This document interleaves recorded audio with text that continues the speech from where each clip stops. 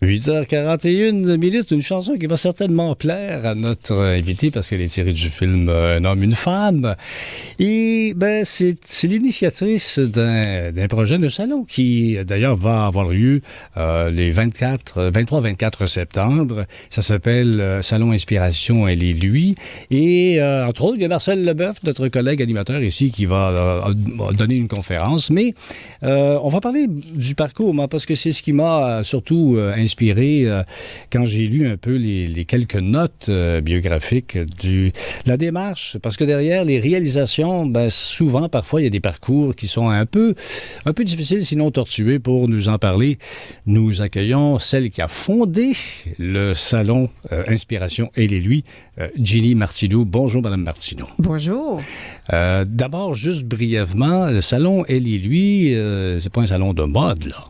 Non, c'est pas un salon de mode. Finalement, le but du salon, c'est de mettre les entrepreneurs et les consommateurs sous un même toit. Ah oui, sans que la chicane pogne? Non, on va essayer. Et comment vous est venue cette idée de faire ce salon? Écoutez, en 2010, moi, j'ai appris que j'avais un premier cancer, qui était un cancer du rein. Et effectivement, il y a eu toutes les inconvénients qui viennent avec la maladie. Donc, j'ai été arrêtée. Moi, je suis de carrière, je suis hypnothérapeute. Alors, c'était difficile de continuer à avoir de la clientèle et de donner des rendez-vous, ne pas être disponible. Mais il n'était pas question, là. Et puis, 2 ans plus tard, évidemment, j'ai appris que j'avais un deuxième cancer. Ah oui? Du côlon, cette fois-là.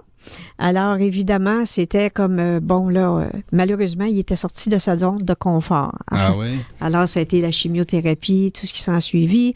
J'ai eu 4 opérations majeures, 4 chirurgies majeures. Et suite à ça, je me suis retrouvée, évidemment, dans une période où je ne pouvais pas vraiment... j'étais en convalescence, 4 ans en convalescence, pratiquement, une opération par année. Et suite à ça, mais moi, je n'étais pas du genre à me regarder le nombril et à trouver que je faisais pitié. Oui, non. Mais en plus, il faut rappeler, vous étiez travailleur autonome, donc pas d'assurance salaire. Exactement. Rien de ça, là. Exactement. Vous avez vécu comment? Heureusement, j'ai un mari. Ben oui, ça parfois ça peut aider aussi, mais juste moralement, c'est déjà énorme. Oui. Mais vous n'étiez pas en train de vous apitoyer quand même, mais votre parcours professionnel, essentiellement, qu'est-ce qui vous a mené à dire, je vais me lancer dans le rapprochement des gens d'affaires et des consommateurs? Parce qu'en étant travailleur autonome moi-même, je réalisais à quel point c'était difficile de se faire une clientèle. Que c'était pas toujours évident, qu'on mettait beaucoup d'efforts pour se faire une clientèle, mais que les gens ne savaient pas toujours comment s'y prendre. Et quand on démarre, on n'a pas nécessairement l'argent pour la publicité et ces choses-là. Alors, il m'est venu l'idée de dire, ça serait le fun de fonder un réseau et d'inviter les gens à venir. On a commencé par des petits déjeuners dans un petit restaurant. On était 4-5 personnes au départ. On se rencontrait une fois par mois et on parlait un petit peu des difficultés qu'on rencontrait. Vous étiez passé par là?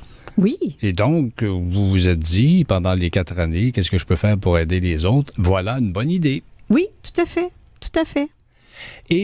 Mais ça s'est pas fait du jour au lendemain, ça? Non, ça s'est pas fait du jour au lendemain. Donc, dans la première année et dans l'année qui a suivi, ça a été justement des rencontres comme ça. Et à un moment donné, je me suis servi des réseaux sociaux pour inviter les gens à se joindre à moi. Et là, je suis allée vers des endroits qui étaient plus populeux. On est allé vers Laval. Et là, on s'est ramassé avec des groupes de 20-30 personnes. Vous étiez où avant de débarquer à Laval? À Saint-Jérôme. Bon, c'est ça. Déjà, le premier succès à Saint-Jérôme. Oui, après ça, oui. vous migrez à Laval. Oui, tout à fait. Avez-vous toujours été en affaires? Pratiquement. C'est sûr que si on recule très loin dans le temps, non.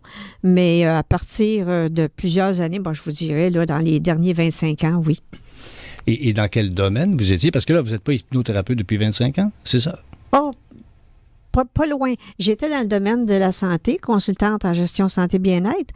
Et en 2001, je suis allée prendre des cours d'hypnose parce que j'avais moi-même arrêté de fumer il y a 27 ans avec l'hypnose. Et j'avais réalisé à quel point c'était efficace comme thérapie. Et je me suis dit, pourquoi est-ce que je n'offrirais pas ça à ma clientèle? C'est un outil qui est formidable. Alors, je suis allée me spécialiser à l'École de formation professionnelle en hypnose du Québec, qui est une école très sérieuse. Et à partir de là, j'ai offert ça à ma clientèle. Donc, je suis devenue hypnothérapeute. Donc, oui, j'ai pas mal toujours fait de la consultation.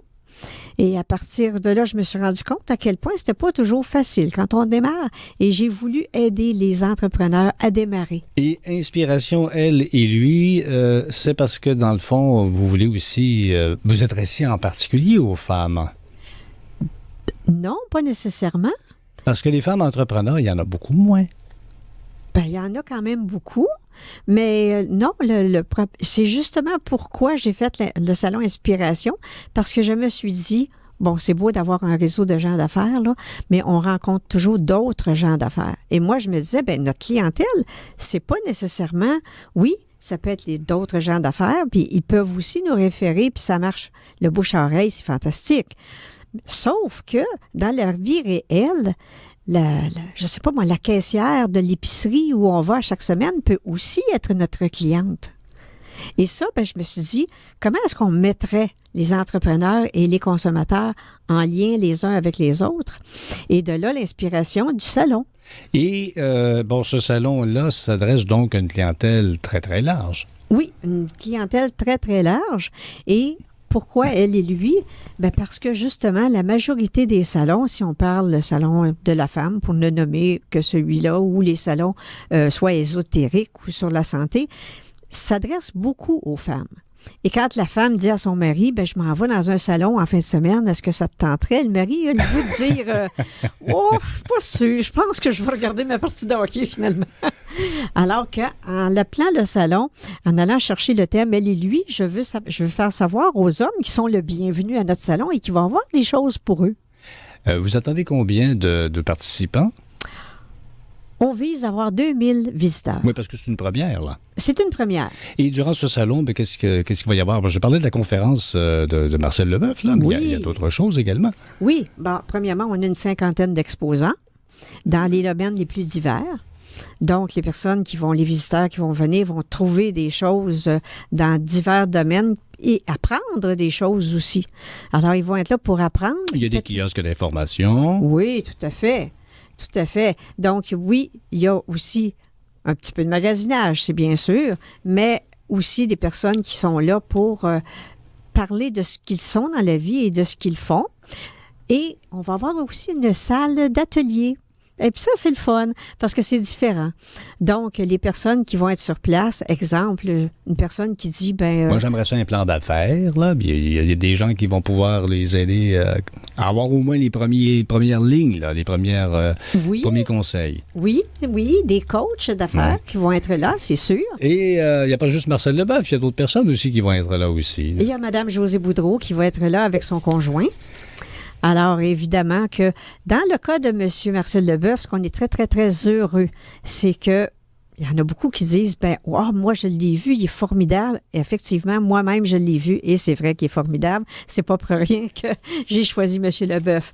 Mais, évidemment, ceux qui ont déjà vu sa conférence, là, j'ai le privilège d'être parmi les premiers qui vont offrir sa nouvelle conférence. Et de quoi il va parler? Se tenir debout. Ah ça, c'est intéressant. C'est une première qu'on a ici, là. C'est une primeur, finalement. J'imagine, à moins qu'il en ait parlé lui-même. Absolument. Merci infiniment, Julie Martineau. Bon succès pour ce premier salon Inspiration, elle et lui, qui veut rapprocher les entrepreneurs et les consommateurs. Ça a lieu les 23 et 24 septembre prochains. C'est au Centre culturel et communautaire de Blainville, ça?